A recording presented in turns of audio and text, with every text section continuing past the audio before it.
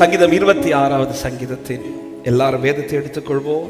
26வது சங்கீதத்தின் 1வது வசனத்தினுடைய பிற்பகுதி நான் வாசிக்கிறேன்.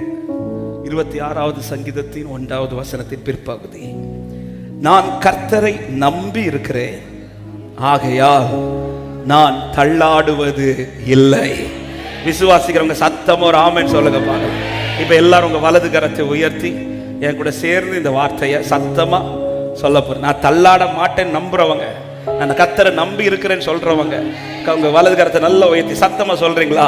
நான் கர்த்தரை நம்பி இருக்கிறேன், ஆகையால் நான் தள்ளாடுவது இல்லை. ஒரு விசை கூட, நான் கர்த்தரை நம்பி இருக்கிறேன், ஆகையால் நான் தள்ளாடுவது இல்லை. ஒரு விசை கூட, நான் கர்த்தரை நம்பி இருக்கிறேன், ஆகையால் நான் தள்ளாடுவது இல்லை.